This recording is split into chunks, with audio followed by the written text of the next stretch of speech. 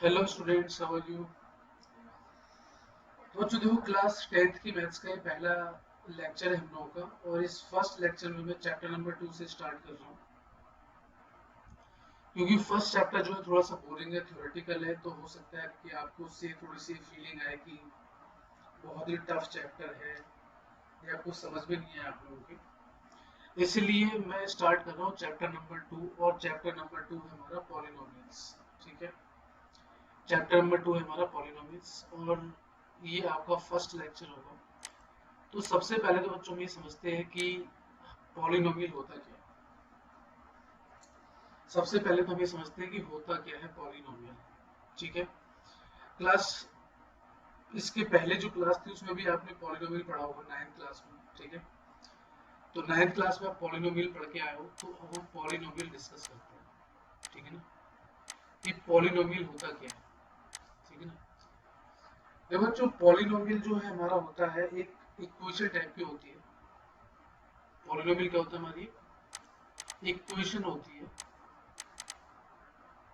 जिसमें एक वेरिएबल होता है। एक वेरिएबल भी हो सकता है, दो वेरिएबल भी हो सकते हैं, तीन वेरिएबल भी हो सकते हैं। पर यहाँ पे क्लास 10th की हम बात कर रहे हैं, तो यहाँ पे बहुत से बहुत एक या दो वेरिएबल मिलेंगे आपको। तो मैंने क्या बोला, पॉलिनोमियल हमारा एक इक्वेशन होता है और उसमें एक वेरिएबल होता है। जैसे मान लो मैं आपसे कह दूं कि y equal to 5x² plus 7x plus 8। तो देखो ये इक्वेशन है हमारे पास। क्या है हमारे पास, ये इक्वेशन है। देखो इसमें 5 जो है वो तो एक कांस्टेंट है। 5 क्या है, हमारा एक कांस्टेंट है। और जो x है इसमें, ये वाला जो x है, ये क्या है, हमारा वेरिएबल। ये हमारा x क्या है, एक वेरिएबल है। ठीक है, तो देखो यहाँ पे 5 जो लिखा हुआ है ये एक वेरिएबल के आगे लिखा हुआ है। और जो यहाँ पे जो 8 लिखा हुआ है बगैर वेरिएबल के लिखा हुआ है। ठीक है ना, तो ये जो बगैर वेरिएबल के होता है ये तो हमारा कांस्टेंट हो गया। और जो वेरिएबल के साथ में एक नंबर लिखा होता है वो हमारा होता है कोफिशिएंट। क्या होता है हमारा, कोफिशिएंट होता है। इसे हम बोलेंगे कोफिशिएंट ऑफ x²। इस 7 को क्या बोलेंगे हम, इस 7 को हम बोलेंगे coefficient of x। Coefficient of x, तो ये समझने वाली बात है। अगर 5x² लिखा है तो x² का क्या आ रहा है, 5 आ रहा है। तो ये हो गया coefficient of x²। Coefficient of x²। ये 7x लिखा है तो ये 7 क्या हो गया, ये जो 7 है वो हो गया कोफिशिएंट ऑफ x। 7 क्या हो गया हमारा, कोफिशिएंट ऑफ x हो गया। और जो 8 लिखा हुआ है तो ये इसके साथ कोई भी वेरिएबल नहीं है, ये बगैर वेरिएबल का है, इसलिए इसको हम क्या बोल देंगे, कांस्टेंट बोल देंगे। क्या बोल देंगे, कांस्टेंट बोल देंगे। तो जो ये मैंने एक एग्जांपल दिया आप लोगों को कि पॉलिनोमियल में क्या होता है, एक इक्वेशन होती है और उस इक्वेशन में एक या दो वेरिएबल होते हैं। जैसे मान लो मैं यहाँ पे लिख रहा हूँ y equals to 7x plus 8, ये मैंने लिख दिया। तो ये भी एक क्या है, पॉलिनोमियल है। तो अभी तो मैंने आपको बताया कि ये एक इक्वेशन होती है। क्या बताया मैंने आपको अभी, कि ये एक इक्वेशन होती है।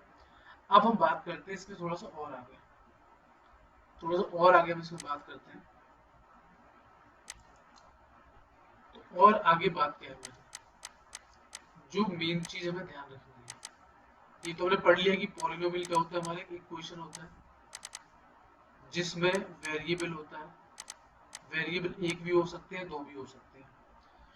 पर जो मेन इंपॉर्टेंट चीज है वो क्या है, सबसे जो इंपॉर्टेंट मेन चीज है वो क्या है हमारी, कि पॉली का मतलब क्या होता है, मैनी। और नोमियल का मतलब क्या होता है, टर्म्स।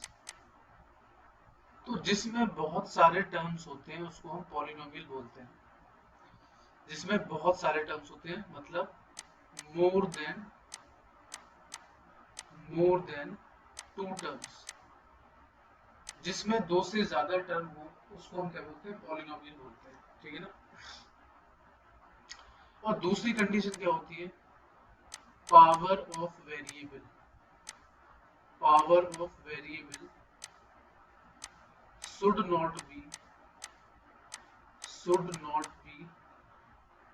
Negative and fractional. भाई ये बात आपको समझ में आनी चाहिए। मेन चीज क्या है यहाँ पे हमारी कि पॉलिनोमियल में क्या होते हैं, मैनी टर्म्स होते हैं, मतलब दो या दो से ज्यादा टर्म्स होते हैं, ठीक है। और जो वेरिएबल है उसकी पावर में ना तो नेगेटिव नंबर होना चाहिए ना ही फ्रैक्शनल नंबर होना चाहिए। तो अगर ये दोनों कंडीशन सेटिस्फाई होती है, इफ बोथ कंडीशंस सेटिस्फाइज, अगर दोनों कंडीशन सेटिस्फाई होती हैं, देन we can say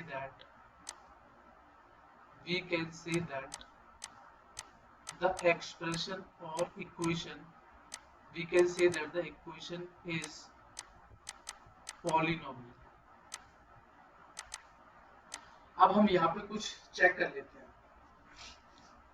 मान लो मैं यहाँ पे कुछ एग्जाम्पल्स लिखता हूँ, कुछ इक्वेशन के एग्जाम्पल में देता हूँ आप लोगों को, ठीक है ना।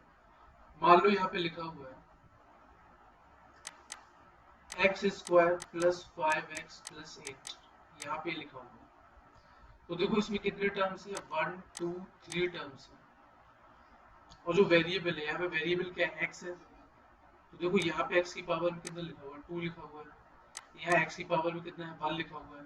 और यहाँ x तो है नहीं, तो यहाँ x की पावर में क्या लिख सकते हैं, 0 लिख सकते हैं, ठीक है ना। इसका मतलब क्या हुआ कि ये पॉलिनोमियल है। इसका मतलब क्या हुआ कि ये पॉलिनोमियल है, ये पॉलिनोमियल है, क्योंकि दोनों कंडीशन सेटिस्फाई हो रही है। एक तो दो से ज्यादा टर्म, मैं तो ये कह रहा हूँ कि अगर एक टर्म भी होता, दो टर्म भी होते, तब भी हमारा वो क्या हो जाता, वो एक होता तो मोनोमियल होता, दो होता तो बाइनोमियल होता, तीन होता तो ट्राइनोमियल, और तीन से ज्यादा हमारे पॉलिनोमियल में आ जाता है। पर दो को भी हम पॉलिनोमियल मान लेते हैं। अब मान लो मैं यहाँ पे दूसरा एग्जाम्पल लिख रहा हूँ, x square plus 5/x plus 7 बराबर 0, और हमें बताना है कि ये पॉलिनोमियल है कि नहीं है।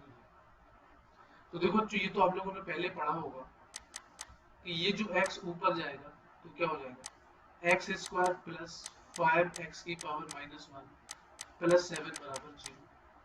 मतलब ये x ऊपर गया तो क्या हो गया, x की पावर माइनस 1 हो गया, x की पावर माइनस 1 आ गई। तो देखो ये नेगेटिव पावर होगी, ये क्या होगी हमारी नेगेटिव पावर होगी। और हमने बोला कि पॉलिनोमियल में नेगेटिव पावर नहीं होनी चाहिए। तो ये क्या हो गया, पॉलिनोमियल नहीं होगा, not a polynomial, not a polynomial, ये हमारा पॉलिनोमियल नहीं है। तीसरा एग्जांपल ले लेते हैं, x cube plus 7x plus 5 बराबर 0। हमें बताना है कि ये पॉलिनोमियल है कि नहीं है। तो देखो तीन टर्म्स है इसमें, 1 2 3, तीन टर्म्स है इसमें, ठीक है ना। और देखो वेरिएबल की पावर में क्या है, 3 है, यहाँ 1 है और यहाँ 0 है। तो देखो ना तो कोई नेगेटिव है और ना ही कोई फ्रैक्शनल है। तो इसका मतलब क्या हो जाएगा, ये पॉलिनोमियल, ये क्या हो जाएगा हमारा, ये हमारा पॉलिनोमियल हुआ, ये हमारा पॉलिनोमियल हुआ। एक एग्जांपल और ले लेते हैं, एक एग्जांपल हम और ले लेते हैं। और देखो जो सबसे बड़ी बात क्या है कि आप वीडियो को 480 पिक्सल में देखेंगे, 480 पिक्सल में देखेंगे तो क्वालिटी बहुत अच्छी दिखेगी आप लोगों को।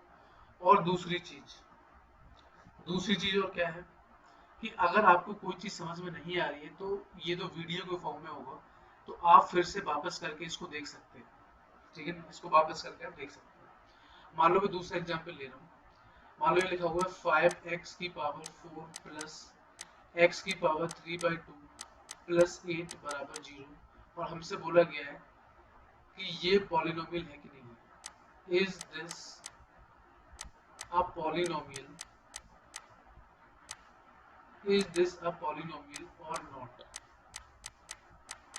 ये पॉलिनोमियल है या नहीं है, ठीक है, ये हमें पता करना है।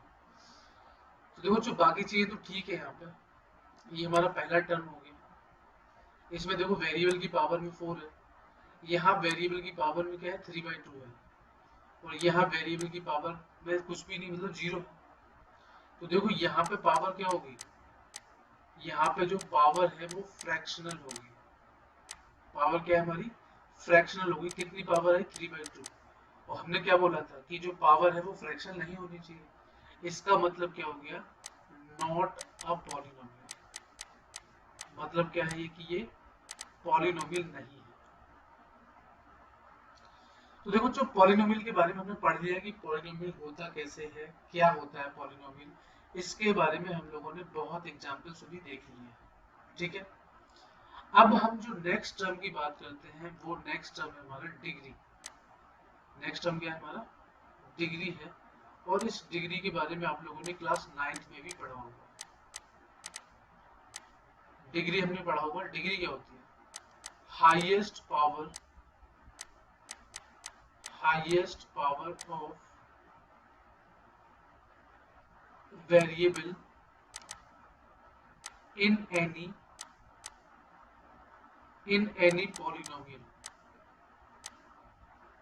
any polynomial is called degree. Highest power of variable in any polynomial is called degree. इसका मतलब क्या है, इसको हम समझते हैं। देखो इसका मतलब क्या होता है, जैसे मान लो फॉर एग्जांपल यहाँ पे लिखा हुआ है 5x² प्लस 8x प्लस 9 बराबर 0। तो देखो यहाँ पे x की पावर में क्या है 2 है, यहाँ x की पावर में 1 है, तो यहाँ x तो है ही नहीं, तो हम यहाँ पे x की पावर 0 लिख सकते हैं, ठीक है। तो इसका मतलब क्या हुआ कि बेटा वेरिएबल की पावर में क्या क्या आ गया, 2 आ गया, यहाँ 1 आ गया, यहाँ 0 आ गया। तो इनमें सबसे बड़ी वैल्यू कौन सी है, 2 सबसे बड़ी वैल्यू है। इसका मतलब ये हो गया कि डिग्री की वैल्यू क्या होगी हमारी, 2 होगी। इसका मतलब क्या हो गया, डिग्री की वैल्यू हमारी 2 होगी। तो इसमें हमारी डिग्री क्या हो जाएगी 2, ये हमारा आंसर हो गया। दूसरा एग्जांपल ले लेते हैं। दूसरा एग्जांपल मान लो ये है मेरे पास 5x³ प्लस 8x की पावर 1/3 प्लस 9x की पावर 0 बराबर 0। मान लो ये मेरे पास लिखा हुआ है और हमसे बोला गया है कि डिग्री बताओ। तो देखो यहाँ x की पावर में 3 लिखा हुआ है, यहाँ 1/3 लिखा हुआ है, यहाँ 0 लिखा हुआ है, ठीक है। तो सबसे बड़ी चीज क्या है,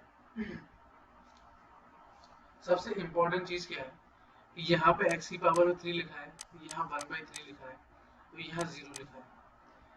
तो बच्चों पहली बात तो ये है कि ये पॉलिनोमियल ही नहीं है, ये हमारा पॉलिनोमियल ही नहीं है, ये हमारा पॉलिनोमियल ही नहीं है। इसका मतलब इसकी डिग्री नहीं होगी। तो हम क्या बोल देंगे, degree is not defined. Degree is not defined. तो क्यों पॉलिनोमियल क्यों नहीं है, क्योंकि ये फ्रैक्शनल पावर है।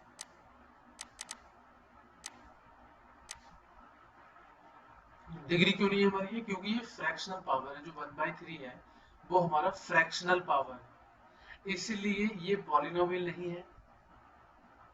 और जो पॉलिनोमियल नहीं होगा उसकी कोई डिग्री भी नहीं होगी। तो ये चीज आपको याद रखनी है। अब हम दूसरा एग्जांपल लेते हैं। दूसरा एग्जांपल लेते हैं बच्चों हम लोग। मान लो मेरे पास लिखा हुआ है x की पावर 5 प्लस 6x² प्लस 9 बराबर 0, और हमें इसकी डिग्री बतानी है कितनी होगी। तो देखो जो यहाँ पे x की पावर में क्या लिखा है 5, यहाँ पे क्या लिखा है 2, और यहाँ पे क्या लिखा है 0 लिखा हुआ है। तो यहाँ पे क्या है 5 है, यहाँ पे क्या है x की पावर में यानी वेरिएबल की पावर में 2 है, और यहाँ पे क्या है 0 है, ठीक है ना। वहां पे 5 है, फिर 2 है, फिर 0 है। तो यहाँ पे देखो जो हाईएस्ट पावर क्या है, यहाँ पे जो हाईएस्ट वैल्यू है, जो हाईएस्ट वैल्यू है वो कितनी है हमारी 5 है। हाईएस्ट वैल्यू हमारी 5 है। इसका मतलब डिग्री क्या होगी हमारी, डिग्री की वैल्यू क्या होगी हमारी 5 होगी। डिग्री की वैल्यू हमारी 5 होगी। तो हम बात करते हैं, अगर मान लो डिग्री हमारी अगर डिग्री की वैल्यू हमारी 1 है, अगर डिग्री की वैल्यू 1 है तो उसे हम क्या बोलेंगे, मोनोमियल। क्या बोलेंगे, मोनोमियल। अगर डिग्री की वैल्यू 2 है तो उसे हम क्या बोलेंगे, ये इसको मोनोमियल, इसको लीनियर बोलेंगे, लीनियर इक्वेशन। इसको मोनोमियल नहीं बोलेंगे, इसको हम बोलेंगे लीनियर इक्वेशन, ठीक है ना। इसको हम बोलेंगे लीनियर इक्वेशन, ठीक है ना। और अगर डिग्री की वैल्यू 2 है, अगर डिग्री की वैल्यू 2 है तो उसे हम बोलेंगे क्वाड्रेटिक पॉलिनोमियल, क्वाड्रेटिक इक्वेशन या फिर पॉलिनोमियल, क्वाड्रेटिक इक्वेशन या क्वाड्रेटिक पॉलिनोमियल। अगर डिग्री की वैल्यू 3 है तो उसे हम क्या बोलेंगे, क्यूबिक पॉलिनोमियल। क्या बोलेंगे उसे, क्यूबिक पॉलिनोमियल, ठीक है। और अगर डिग्री की वैल्यू 4 है तो उसे हम बोलेंगे, वैसे तो 4, 5, 6 के लिए हम पॉलिनोमियल ही बोल देंगे, चाहे 4 हो, चाहे 5 हो, चाहे 6 हो, इसके लिए हम क्या बोल देंगे, पॉलिनोमियल, ठीक है ना। इसके लिए हम क्या बोल देंगे, पॉलिनोमियल। अगर डिग्री की वैल्यू 1 है तो लीनियर इक्वेशन, डिग्री की वैल्यू 2 है तो क्वाड्रेटिक इक्वेशन, और डिग्री की वैल्यू 3 है तो क्यूबिक पॉलिनोमियल, और डिग्री की वैल्यू 4, 5, 6 कुछ भी है तो उसको हम क्या बोल देंगे, पॉलिनोमियल बोल देंगे। देखो बच्चों, अगर समझ में ना आए तो आप पीछे जाके फिर से देख सकते हो, ठीक है ना। डिग्री की बात हमने कर ली बच्चों, हम बात करते हैं रूट की, ठीक है ना। डिग्री की बात हम लोग कर चुके हैं, अब हम लोग बात करते हैं रूट की। तो रूट की बात अब हम लोग करते हैं। देखो डिग्री की हम बात कर चुके हैं कि अगर 1 हो तो उसे हम लीनियर इक्वेशन बोलेंगे, ठीक है ना। अगर डिग्री की वैल्यू 2 है तो उसे हम क्या बोलेंगे, क्वाड्रेटिक इक्वेशन बोलेंगे, क्वाड्रेटिक इक्वेशन बोलेंगे। अगर डिग्री की वैल्यू 3 है तो उसे हम क्यूबिक इक्वेशन बोलेंगे, और अगर डिग्री की वैल्यू 4, 5, 6 या उससे ज्यादा है तो उसे हम क्या बोलेंगे, पॉलिनोमियल बोलेंगे। ज्यादा दिमाग नहीं लगाना, ठीक है ना। ये क्या बोलेंगे, क्या बोलेंगे, बस 1, 2, 3 के बारे में पढ़ लो, क्योंकि इससे ज्यादा क्वेश्चन नहीं आएगा आपके यहाँ। अब हम बात करते हैं रूट की। रूट्स बोलते हैं या जीरोस बोलते हैं, या तो रूट्स बोलेंगे या हम जीरोस बोलेंगे। तो रूट्स का मतलब क्या होता है, the value of variable, the value of variable on which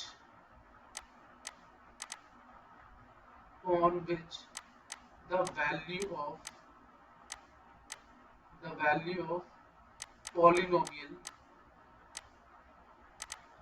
polynomial becomes zero.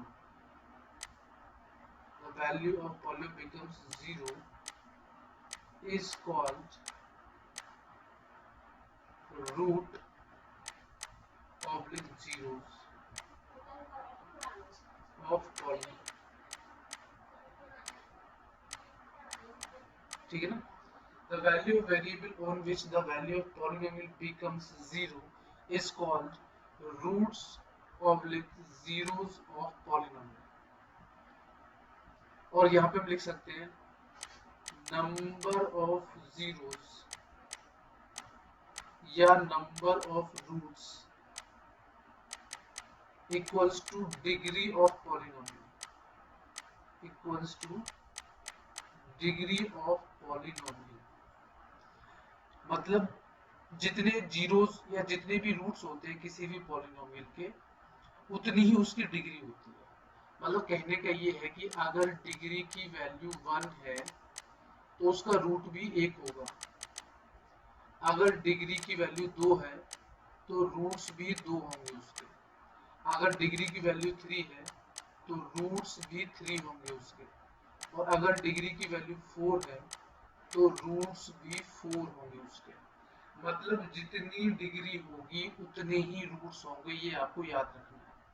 तो अब मैं एक एग्जांपल देता हूँ आपको, ये डेफिनेशन आप नोट कर सकते हो या समझने के लिए लिखिए मैंने। जैसे मान लो मेरे पास एक इक्वेशन है x प्लस 2, मान लो मेरे पास लिखा हुआ x प्लस 2। अब x प्लस 2 में मैं x की क्या वैल्यू रख दूं कि पूरा 0 हो जाए, x की जगह में क्या रख दूं कि पूरा 0 हो जाए। तो देखो अगर मैं x की जगह -2 रख दूं, भाई देखो ये प्लस का 2 है, अगर मैं x की जगह माइनस का 2 रख दूं तो -2 प्लस 2 कितना हो जाएगा, 0 हो जाएगा। इसका मतलब क्या हो गया कि x इक्वल्स टू -2 क्या हो गया हमारा, रूट हो गया। x इक्वल टू -2 क्या हो गया हमारा, रूट हो गया। ठीक, उसी तरीके से मान लो एक दूसरा एग्जांपल लेते हैं हम लोग, ठीक है ना, दूसरा एग्जांपल भी ले लेते हैं हम लोग। मान लो मेरे पास ये लिखा हुआ है x square plus 5x plus 6 बराबर 0। मेरे पास क्या लिखा हुआ है, x square plus 5x plus 6 बराबर 0, और हमें बताना है कि इसके रूट्स क्या होंगे। हमें क्या बताना है, फाइंड द रूट्स। हमसे बोला गया है कि रूट फाइंड करो, उसके कितने रूट होंगे, ठीक है ना। तो वैसे तो मैं रूट निकालने का तरीका बताऊंगा आपको, लेकिन अभी तो हमने सिर्फ अभी एक इंट्रोडक्शन पढ़ा हुआ है, तो उसके बेसिस पे हम लोग बात कर रहे हैं कि उसके बेसिस पे क्या होगा, ठीक है ना। तो देखो अगर मैं इसमें x की जगह -2 रख दूं, x की जगह -2 रख दूं इस इक्वेशन में x की जगह -2 रख दूं तो क्या हो जाएगा, -2 का whole square plus 5 into -2 plus 6, ये हो गया हमारा। देखो जो -2 का स्क्वायर क्या हो जाएगा, प्लस का 4 हो जाएगा। 5 इंटू -2 माइनस का 10 और प्लस का 6 यहाँ पे है। 4 प्लस 6, देखो प्लस वाले नंबर अलग जोड़ते हैं और माइनस वाले नंबर को अलग जोड़ते हैं, तो यहाँ से क्या हो जाएगा 10 माइनस 10, तो कितना हो गया 0 हो गया। इसका मतलब x इक्वल टू -2 रखने पे इक्वेशन की वैल्यू क्या होगी, इक्वेशन की वैल्यू कितनी होगी, 0 होगी। इसका मतलब क्या हुआ, it means x equals to -2 is root. x equal to -2 रखने पे इक्वेशन की वैल्यू कितनी होगी, 0 होगी। इसका मतलब x इक्वल टू -2 क्या हो गया हमारा, रूट हो गया। उसी तरीके से सेम वे, उसी तरीके से हम क्या करेंगे, x की वैल्यू -3 भी रख देंगे। एक बार x की जगह -3 भी रख देते हैं हम लोग, ठीक है। तो x की वैल्यू -3 रखेंगे किसमें, इस इक्वेशन में, तो क्या हो जाएगा -3 का स्क्वायर प्लस 5 इंटू -3 प्लस 6, -3 का इसको बच्चों क्या हो जाएगा 9 हो जाएगा। 5 इंटू -3 माइनस का 15 प्लस का 6, तो प्लस और प्लस वालों को जोड़ देंगे तो 15 हो जाएगा और ये माइनस का 15, तो 15 माइनस 15 कितना हो गया, 0 हो गया। इसका मतलब x इक्वल टू -3 पे भी इक्वेशन की वैल्यू क्या होगी, इक्वेशन की वैल्यू 0 हो गई। इसका मतलब क्या हुआ, इसका मीनिंग क्या हुआ, इसका मीनिंग हुआ कि x इक्वल्स टू -3 भी क्या हो गया हमारा, तो रूट हो गया। और यही बात बच्चों मैंने आपसे कही थी, क्या बात कही थी मैंने, इसके कितने रूट आए, इसके कितने रूट आए, देखो एक तो x इक्वल्स टू -2 रूट आया, एक x इक्वल्स टू -3 रूट आया, यानी कि 2 रूट आए, 2 रूट्स। और मैंने आपसे क्या बोला था, जिस पॉलिनोमियल की जितनी भी डिग्री होती है उसके उतने ही रूट होते हैं। तो देखो यहाँ पे इस पॉलिनोमियल को देखो अगर, तो इसमें x की यानी वेरिएबल की हाईएस्ट पावर कितनी है, 2 है, यानी डिग्री की वैल्यू कितनी होगी, 2 होगी। इसका मतलब जो नंबर ऑफ रूट्स होंगे वो भी कितने होंगे, 2 होंगे। बात समझे, डिग्री की वैल्यू 2 है, इसका मतलब क्या हो गया कि जो नंबर ऑफ रूट्स है वो भी कितने हो गए हमारे, 2 हो गए। कौन कौन से रूट होंगे? एक तो x इक्वल टू -2 हो गया, एक x इक्वल टू -3 हो गया। तो रूट निकालने के बच्चों तरीका मैं बताऊंगा आपको। हालांकि क्लास 9th में भी आपने फैक्टराइजेशन मेथड पढ़ा होगा, उसमें भी आपने पढ़ा होगा कि रूट्स हम कैसे निकालते हैं या कोई भी वैल्यू हम कैसे निकालते हैं। तो ये चीज हमें याद रखनी है, ठीक है ना? ये चीज क्या करनी है, हमें याद रखनी है। उसके बाद हम आगे बढ़ते हैं,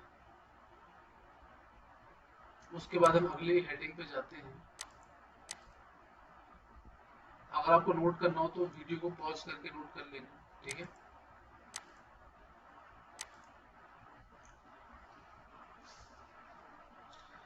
तो अभी तक हमने बात क्या कर ली? अभी तक हमने बात कर ली किस किस चीज की? Till now what we have covered. अभी तक हमने क्या पढ़ लिया? पहली चीज तो हमने पढ़ ली कि व्हाट इज पॉलिनोमियल। क्या पढ़ लिया हमने? कि व्हाट इज पॉलिनोमियल, पॉलिनोमियल क्या होता है। दूसरा हमने पढ़ लिया व्हाट इज डिग्री। क्या पढ़ लिया हमने? What is degree. डिग्री क्या होती है हमारी? Highest power. डिग्री हमारी क्या होती है? Highest power. तीसरा हमारा क्या होता है? तीसरा हमारा क्या होता है? हमने क्या पढ़ा था कि रूट्स या फिर जीरोस क्या होते हैं। ये भी हम लोगों ने पढ़ा कि रूट्स और जीरोस हमारे क्या होते हैं, ठीक है ना? तो ये तीन चीजें हम लोग अभी तक पढ़ चुके हैं। रूट्स क्या होते हैं? वेरिएबल की वैल्यू, वेरिएबल की वैल्यू जिस पर इक्वेशन जीरो हो जाए, जिस पर इक्वेशन जीरो हो जाए, वेरिएबल की वैल्यू जिस पर इक्वेशन जीरो हो जाए उसको रूट बोलते हैं। उस वेरिएबल की वैल्यू को रूट बोलते हैं। ये हमें पता होना चाहिए, ठीक है? उसके बाद हम बात करते हैं कि अगर ग्राफ से, अगर हमें ग्राफ से बताना हो, ठीक है ना? अगर हमें ग्राफ से बताना हो कि इसके कितने रूट होंगे, कितने रूट नहीं होंगे, तो ग्राफ से अगर हमें रूट्स निकालना है, graphical way to find number of roots, graphical way to find number of roots. तो जैसे मान लो मेरे पास एक ग्राफ है, यहाँ पर कैसा भी ग्राफ बना लो, ऐसे बना लो, कैसे ही बना लो। तो देखो ये ध्यान से देखना, एनी कर्व, एनी कर्व या कर्व को हम ग्राफ भी बोलते हैं, any curve oblique graph cuts the x-axis, any curve of the graph cuts the x-axis, then that point is called root of that curve. देखो अब हिंदी में समझो क्या समझा रहा है कि अगर कोई भी कर्व x एक्सिस को कट करता है, कोई भी कर्व x एक्सिस को कट करता है, तो उस पॉइंट को हम रूट बोलते हैं। और जितनी बार कट करेगा उतने रूट होंगे। तो देखो यहाँ पे, देखो ये तो पता है ना कि ये हमारी x एक्सिस होती है और ये हमारी क्या होती है? y एक्सिस होती है। ये y एक्सिस है हमारी, ये x एक्सिस है, ठीक है ना? तो इस कर्व ने x एक्सिस को कितनी जगह काटा? एक जगह, दो जगह, तीन जगह। इस कर्व ने हमारे x एक्सिस को कितनी जगह काटा? तीन जगह काटा। थ्री टाइम्स इंटरसेक्शन, ठीक है? तीन बार काटा, इसका मतलब क्या हो गया? नंबर ऑफ रूट्स कितने हो गए? नंबर ऑफ रूट्स कितने हो गए? 3 हो गए इसके, क्योंकि पहला रूट तो ये है, दूसरा रूट ये है, तीसरा रूट ये है। इसका मतलब ये कर्व x एक्सिस को 3 बार काट रहा है, इसका मतलब इसके 3 रूट होंगे। क्या बोल सकते हैं? 3 रूट्स या फिर हम क्या बोल सकते हैं 3 जीरोस। बस ये याद रखना है कि वो एक्स एक्सिस को काटना चाहिए, वाई एक्सिस वाले को नहीं देखेंगे। वाई एक्सिस वाले को नहीं देखेंगे, हम किसको देखेंगे? एक्स एक्सिस वाले को देखेंगे। तो देखो यहाँ पे एक्स एक्सिस को 3 बार काटा, ठीक है ना। एक्स एक्सिस को हमने कितनी बार काटा? 3 बार काटा। तो इसके कितने रूट्स होंगे? 3 रूट्स होंगे या 3 जीरोस होंगे। तो जो हमने जो बेसिक इंट्रोडक्शन है वो हमने पूरा पढ़ लिया है। अब हम अपनी फर्स्ट एक्सरसाइज के कुछ क्वेश्चंस करते हैं। कुछ क्वेश्चन ही पूरी एक्सरसाइज करेंगे, ठीक है, पूरी एक्सरसाइज करेंगे। तो देखो जो ये हमारा पहला क्वेश्चन है, ये हमारा पहला क्वेश्चन है। तो पहले क्वेश्चन कर लेते हैं। ये हमारी एक्सरसाइज 2.1 का फर्स्ट पार्ट है और इसमें क्या बोला गया? कितने रूट है? तो ग्राफ को देख के बताना है। Observe the graph, observe the graph and tell number of zeros, tell number of zeros. हमें ग्राफ को ऑब्जर्व करना, बताना है कितने जीरोस होंगे इसमें। तो देखो जो ये जो कर्व आपको दिख रहा है, ये एक्स एक्सिस को कहीं नहीं काट रहा है, आप देख सकते हो ये एक्स एक्सिस को कहीं नहीं काट रहा है। और अगर ये एक्स एक्सिस को नहीं काट रहा है, आप देख सकते हो ना यहाँ पर, this curve is not intersecting x axis, this curve is not intersecting x axis, ठीक है ना। इसका मतलब क्या हुआ? इट मीन्स नो जीरोस या नो रूट्स। ये आंसर हो गया हमारा, नो रूट। क्योंकि जब कोई कर्व एक्स एक्सिस को काट ही नहीं रहा है तो कोई रूट ही नहीं होगा उसका। तो ये हमारा बच्चों आंसर हो गया फर्स्ट पार्ट का। अब हम लोग करते हैं सेकंड पार्ट। ये हमारा बच्चों सेकंड पार्ट है, सेकंड पार्ट ऑफ एक्सरसाइज 2.1, ठीक है ना। अब देखो तो इसमें जो ग्राफ है हमारा, इसमें जो हमारा ग्राफ है, देखो ये हमारा ग्राफ यहाँ से गया, ठीक है ना। और उसने एक्स एक्सिस को कितनी बार काटा? एक जगह काटा। एक्स एक्सिस को उसने एक जगह काटा, इस जगह काटा, इसका मतलब 1 रूट। क्या हो गया हमारा? 1 रूट। ये हमारा आंसर हो गया, ठीक है ना। उसने एक्स एक्सिस को कितनी जगह काटा? एक जगह काटा, तो हमारा 1 रूट हो गया, ठीक है ना। उसके बाद बात करते हैं अगले क्वेश्चन की। ये बच्चों तीसरा क्वेश्चन है हमारा, तीसरा पार्ट है हमारा, ये थर्ड पार्ट ऑफ एक्सरसाइज 2.1, ठीक है। देखो बच्चों यहाँ इस ग्राफ ने एक्स एक्सिस कितनी जगह काटा? 1 2 3। इस कर्व ने एक्स एक्सिस को 3 जगह काटा, इसका मतलब इसके कितने रूट हो गए? 3 रूट्स। कितने रूट्स हो गए इसके? 3 रूट हो गए, क्योंकि एक जगह काट रहा है, 2 जगह काट रहा है और 3 जगह काट रहा है। इसका मतलब हो गया कि इसके हमारे 3 रूट हैं, ठीक है। तो ये हमारी एनसीईआरटी की 2.1 एक्सरसाइज का थर्ड पार्ट है। आगे बढ़ते हैं बच्चों, ये फोर्थ पार्ट है, ये हमारा फोर्थ पार्ट है। दिख भी रहा होगा आपको, ये फोर्थ पार्ट लिखा हुआ है, ठीक है। देखो ये जो कर्व है, ये एक्स एक्सिस को 2 जगह काट रहा है, तो यहाँ काट रहा है, एक यहाँ काट रहा है, आप देख सकते हो यहाँ पे, ठीक है ना। एक यहाँ काटा, एक यहाँ काटा, 2 जगह काटा, तो कितने रूट हो गए? 2 रूट्स। कितने रूट्स हो गए? 2 रूट्स हो गए, क्योंकि ये 2 जगह काट रहा है। एक्स एक्सिस को जितनी जगह काटेगा उतने ही रूट होंगे इसमें, ठीक है ना।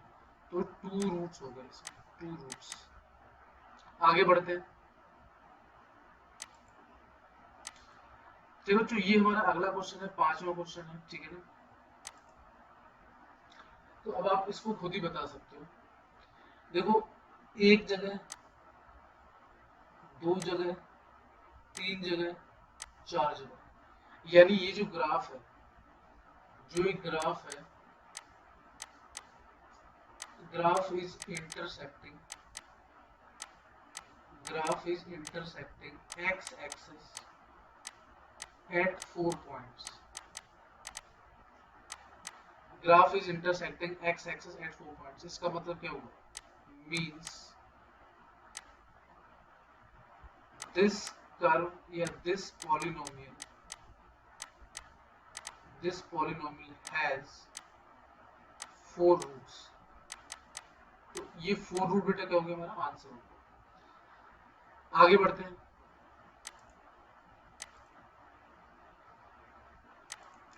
तो बच्चों ये हमारा नेक्स्ट पार्ट है, आई थिंक 5th या 6th जो भी पार्ट है हमारा, देख लेते हैं।